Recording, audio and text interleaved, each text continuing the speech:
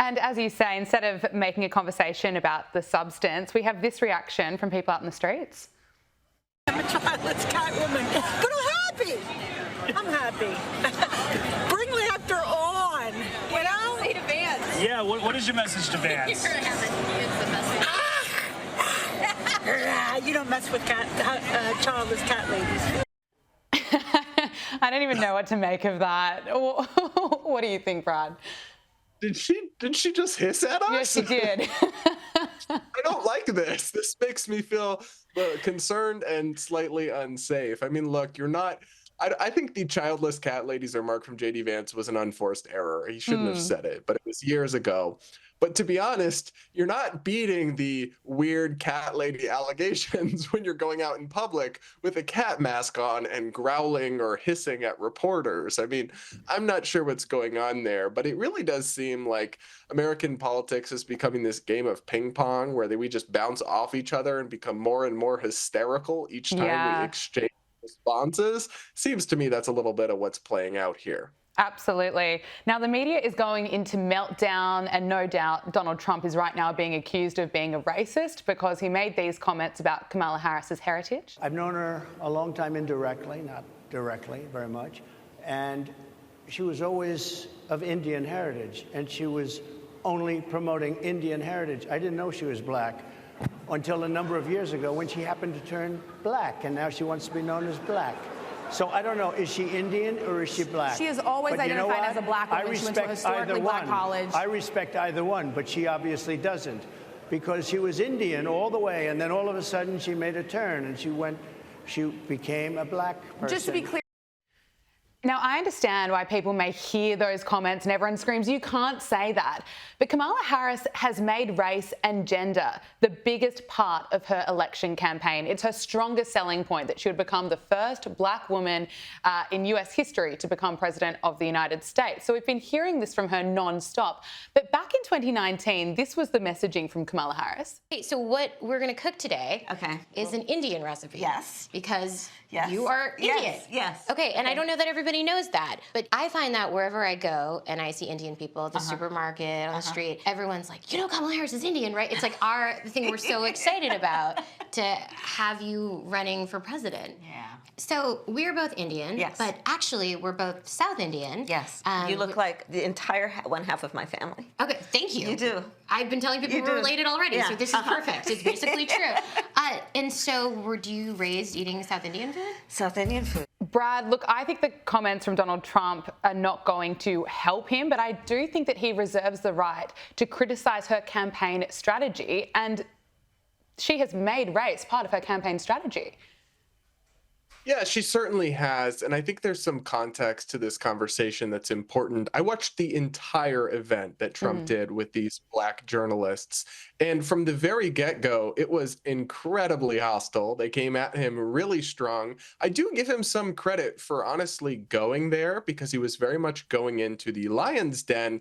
And then the question he was asked that actually prompted this unfortunate response was one of, is Kamala Harris a DEI candidate? And some Republicans are saying that. And he actually declined to go along with that idea, even though I actually think that'd be a more defensible position because Biden basically said she was a DEI candidate and said he was only considering women for his vice presidency and strongly favoring women of color. So they have made identity a huge emphasis. They're absolutely drunk on identity politics, the modern Democratic Party. But I do think that Trump, this was an unforced error because Kamala Harris can be biracial. She can be both Indian, half of her family is of Southeast Indian descent, and half of it's of Jamaican descent, which is considered black. So she can be both. It may be true that she's emphasized the Indian side of her identity more, but Trump almost seems to be suggesting that she's like an Elizabeth Warren or like somebody who's pretended to be an ethnicity she's not. That's not the case. And now everybody's talking about that rather than the other parts of this event where I thought Trump actually acquitted himself very well in an incredibly hostile environment. Yeah, we'll just keep getting those sound bites from Donald Trump on repeat for the next few days, and then some probably dangerous commentary from some media outlets. But let's look at Kamala Harris's priorities, because we touched on JD Vance's priorities, and that is to make it easier for families to raise the next generation of children in America. But Kamala Harris, well, she wants to make sure that prisoners have taxpayer-funded trans surgeries. And there was a specific case, and when I learned about the case, I worked behind the scenes to not only make sure that that transgender woman got the services she was deserving. So it wasn't only about that case. I made sure that they changed the policy in the state of California so that every transgender inmate in the prison system would have access to the medical care that they desired and need. For prisoners, Brad, top priority? No, I mean, this is not a good way to be using taxpayer dollars. It's really quite something to be pushing that. I mean, look, I believe America's a free country. Adults should do whatever they want. But ultimately, if you want those kinds of surgeries, you should pay for it yourself. You shouldn't force it onto taxpayers, especially not if you're literally behind bars because you've committed transgressions against society. The idea that they should be entitled to the full suite of gender transition surgeries and all that stuff, which is quite expensive, is pretty ludicrous. It's pretty far left, progressive, bonkers town, California style liberalism. What it's not is very palatable to a general election public, which is why those remarks are being recirculated. And the other thing I'll say is that this is a weak spot for Democrats, because we are literally at a point, I don't know what it's like in Australia, but we're literally at a point in America where they are housing biologically male inmates in women's prisons, including in cases where some of those individuals are being imprisoned for violent acts or even sex-related crimes. That's insane. I understand that maybe you need to have a separate ward or accommodations for inmates who identify as transgender, but putting violent, biologically male criminals in women's prisons is a recipe for disaster, and it's something that 9 out of 10 Americans think is absolutely nuts, I'm sure, if you ever polled such a question.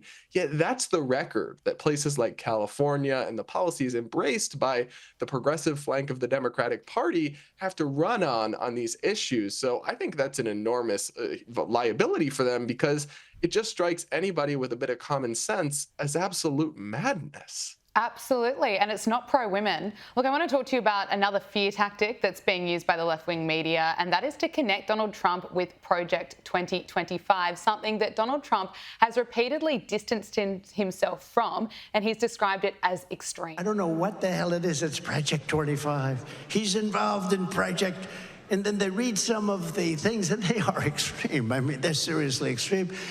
But I don't know anything about it. I don't want to know anything about it. But what they do is misinformation and disinformation, and they keep saying, he's a threat to democracy. I'm saying, what the hell did I do for democracy? Last week, I took a bullet for democracy. Project 2025 leader Paul Dans has stepped down as the Harris campaign continues to falsely connect this project to Donald Trump. But will this be the end of it?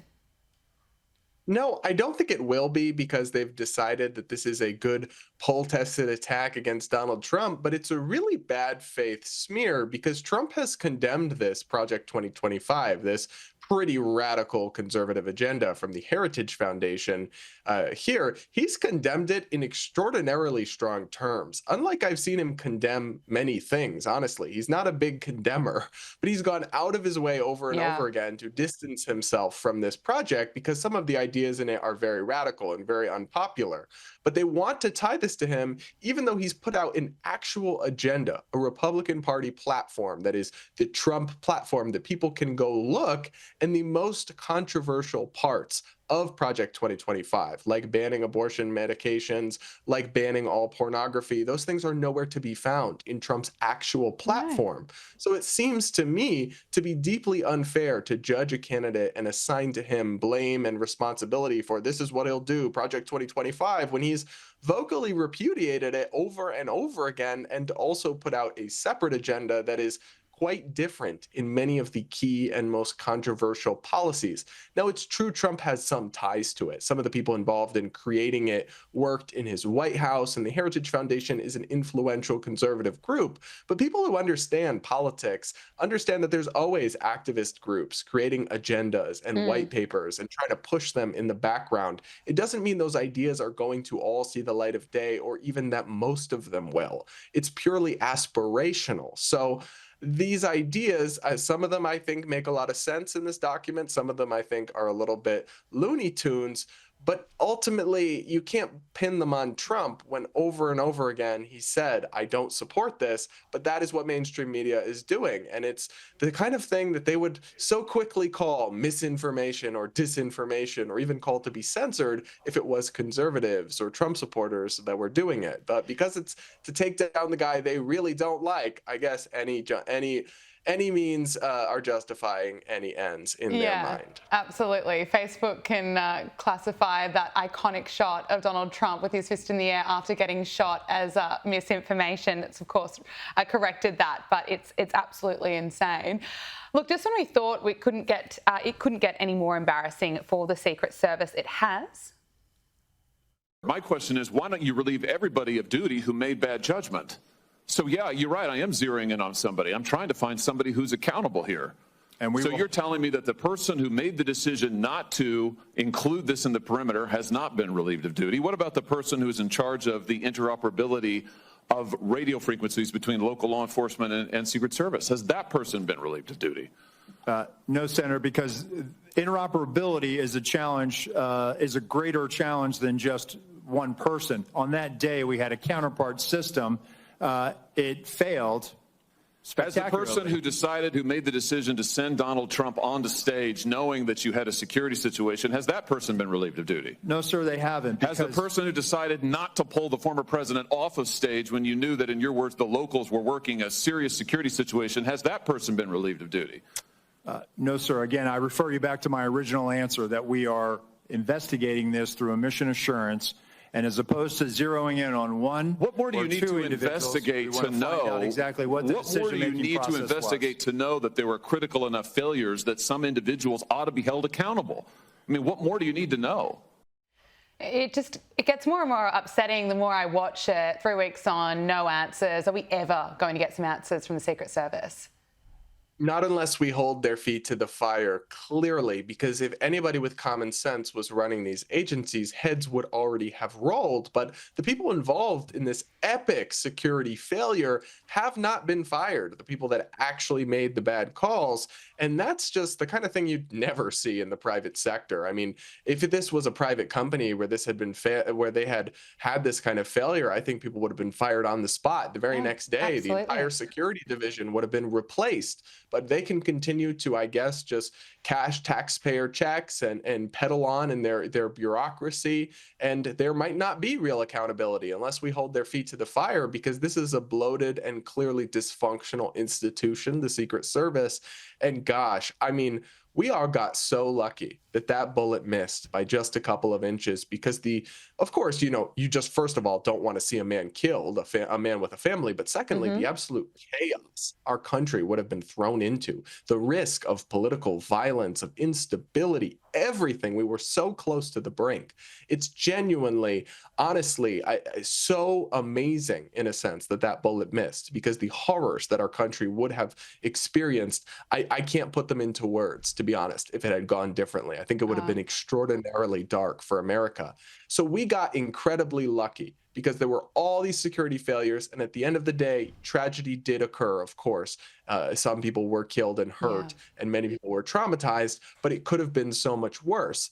And the fact that we're not getting heads rolling and actual accountability. I mean, we did, of course, get the Biden appointee to step down after enormous pressure, who was leading the agency, but it should be way beyond that. There should be way more. I mean, this is the kind of thing that should never, ever be acceptable. But in a bloated government bureaucracy where they can just cash taxpayer checks all day, I guess they think they can get away with this, but it's really something. And it's really scary. There's still a few months left to go until November 5. Who knows whether there's going to be another attempt? Hopefully not. The other point to make is I just think it's so brave to see Donald Trump up on stage back in Pennsylvania. He took a bullet and less than 3 weeks, he's back rallying. Anyway, we've got those pictures that we'll show to you later on in the program. But before I let you go, Brad, Kamala Harris is holding a marginal 1-point lead over Donald Trump in a new Reuters Ipsos poll.